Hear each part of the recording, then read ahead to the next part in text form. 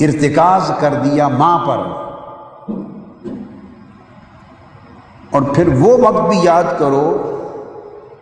اور وہ کس طرح یاد کرو اس کی مثال میں آپ کو دے چکا ہوں کہ جب تمہاری ماں 9 مہینے تمہیں اپنے پیٹ میں اٹھا کے سنبھالتی رہی۔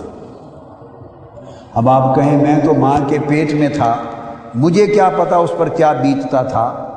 بھئی جب آپ کے بچے آپ کی بیوی کے پیٹ میں 9 مہینہ رہتے ہیں تو وہ تو ہر روز دیکھتے ہو نا کہ کیا بیتتا ہے،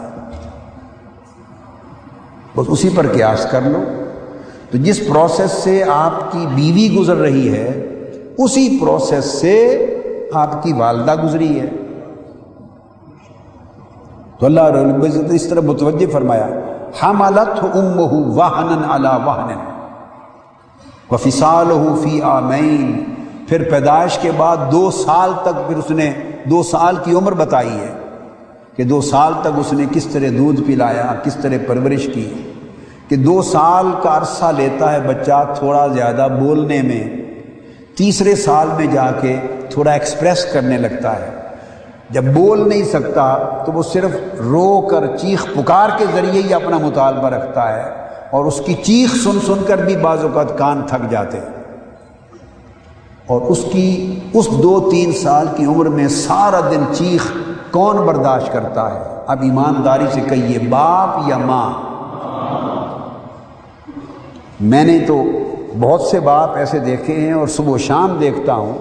کہ بچہ جب رونے والا چیخنے والا ہوتا ہے پیدائش کے بعد، تو باپ اپنا بستر دوسرے کمرے میں لے جاتے ہیں کہ یہ تو ساری رات روتا ہے، مجھے ڈسٹرب کرتا ہے۔ تو شوہر بیوی سے فرماتا ہے کہ ساری رات تو اس کا خیال رکھ، میں نے تو صبح جاب پہ جانا ہے اور مجھے ڈسٹرب کرتا ہے۔ اس لیے اللہ رب العزت نے ماں کی طرف متوجہ کر دیا، حملتہ امہ وفصالہ فی عامین، اس لیے کہ نہ باپ نے اس بچے کو اپنے پیٹ میں اٹھایا، باپ تو حامل نہیں ہوا، عورت حاملہ ہوئی، پریگننٹ ہوئی، تو باپ کو کیا پتا کہ 9 مہینے کی کیفیات کیا ہوتی ہیں۔ یہ تو اس سے پوچھو کہ کس طرح زندگی اور موت کے مرحلوں سے وہ ماں گزری، اور کس طرح زندگی اور موت کے مرحلے سے آپ کی بیوی اور زوجہ گزرتی ہے۔ میں یہ کہا کرتا ہوں کہ اگر اللہ کا نظام ہے کہ بچے ماں کے ہی پیٹ سے پیدا ہونے ہیں، نظام قدرت ہے، لیکن ایک آدھ بچہ کہیں باپ کے پیٹ سے بھی پیدا ہو جائے، اگر ایسا قانون قدرت ہوتا کہ پہلا بچہ باپ کے پیٹ سے پیدا ہو، اللہ تو قادر مطلق ہے، وہ چاہتا تو سب کچھ کر دیتا، اور 9 مہینے باپ پریگننٹ ہو کر بیٹے کو اٹھائے پھرتا، باپ پھر گائنوکولوجی وارڈ میں داخل ہوتا شوہر، اور پھر درد ذیل کے ساتھ اس شوہر کے پیٹ سے بچے کی پیدائش اور ولادت ہوتی، اور 2-3 سال ایک بچہ باپ پالتا، بیوی آزاد ہوتی، اس کے بعد باپ کو سمجھ آتی کہ دوسرا بیٹا یا بچہ پیدا کرنے کی خواہش ہے یا نہیں۔ اب مرد کا کیا جاتا ہے؟ مرد کی تو صرف ایک خواہش ہے کہ میں ایک بچہ اور چاہتا ہوں، بس۔ ایمان سے کہیے، اللہ کے حضور ہمیں دیانتداری کے ساتھ معاملات کو سوچنا ہے۔ مرد کی تو ایک لمحے کی خواہش ہے کہ مجھے ایک بچہ اور چاہیے،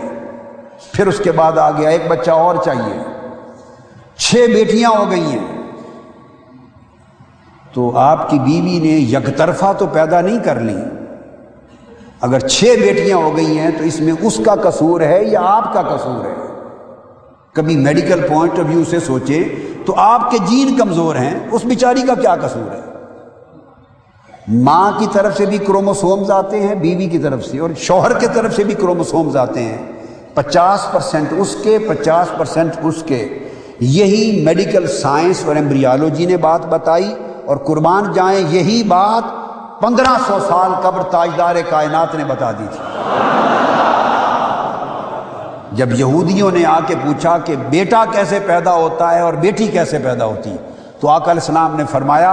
اگر شوہر کا پانی غالب آ جائے تو بیٹا پیدا ہوتا ہے، اگر بیوی کا غالب آ جائے تو بیٹی پیدا ہوتی ہے۔ جس کو ماء المرء و ماء المرأة کہہ کر آقا علیہ السلام نے 15 صدیاں پہلے بیان کیا تھا،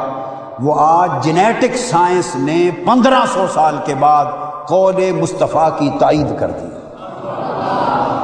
تو اگر 6 بیٹیاں ہو گئیں تو بیوی کا کوئی قصور نہیں ہے، وہ تو شوہر صاحب آپ کا اپنا نقص ہے کہ آپ کے جین کمزور ہیں کہ وہ غالب نہیں آ پا رہے اور بیٹا نہیں بن رہا، مگر وہ کہتا ہے کہ نہیں، جب تک بیٹا نہیں ہوگا میں نے بچے کرتے ہی چلے جانا ہے۔ قربانی دیکھی اس خاتون کی کہ شوہر کی خواہش کے پیش نظر، ہاں عورت کی بھی خواہش ہوتی ہے بیٹا، اس کی بھی ہوتی ہے، مگر کتنی بڑی قربانی دیتی ہے، تو 7واں بیٹا ہو گیا یا 9واں بیٹا ہو گیا۔ اور میں ایک ایسے عالم دین کو جانتا ہوں جو بہت بڑے نامور عالم دین تھے، اور آپ سارے ان کے اسم گرامی سے واقف ہیں، نام نہیں لوں گا، اب وہ دنیا میں نہیں رہے، وفات پا چکے، اللہ ان کے درجات بلند کرے، مگر یہ بات آپ کے نالج میں نہیں ہوگی، اور وہ کراچی کے تھے، ایک ہی زوجہ سے ان کے 24 بیٹے تھے۔ اب آپ بتائیے کہ ان کی زوجہ نے کیا قصور کیا تھا، کیا گناہ کیا تھا؟ 24 بیٹے ایک ہی زوجہ سے۔ تو میرا کہنے کا مقصد یہ ہے کہ شوہر کی ایک خواہش ہے، اور اس کی ایک لمحے کی خواہش کے نتیجے میں اس خاتون کے 9 مہینے کی تکلیف اور اذیت برداشت کرنے کی قربانی ہے۔ اس کی طرف اللہ رب العزت نے متوجہ فرمایا، اجمالی بات کی، وَوَصَّيْنَا الْإِنسَانَ بِوَالِدَيْهِ، مجمل، اور ہم نے ماں باپ کے ساتھ نیک سلوک کرنے کا حکم دیا، بات کر کے پھر ایمفسائز کر دیا، ارتکاز کر دیا ماں پر آ کر، یعنی بیوی پر۔ وہ جو ماں ہے کسی کی، وہ اس وقت شوہر کی بیوی تھی، اولاد کی ماں ہے اور شوہر کی۔ حملتہ امہ وہنن علی وہن وفصالہ فی عامین، یہ ماں کے اوپر پورا ارتکاز کر کے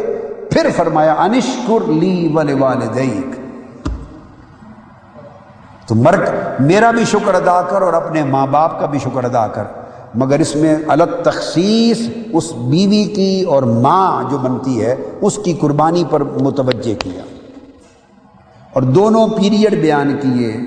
اس کی پریگننسی کا پیریڈ 9 مہینے کا، وہ تکلیفیں اور مصائب و آلام بھی،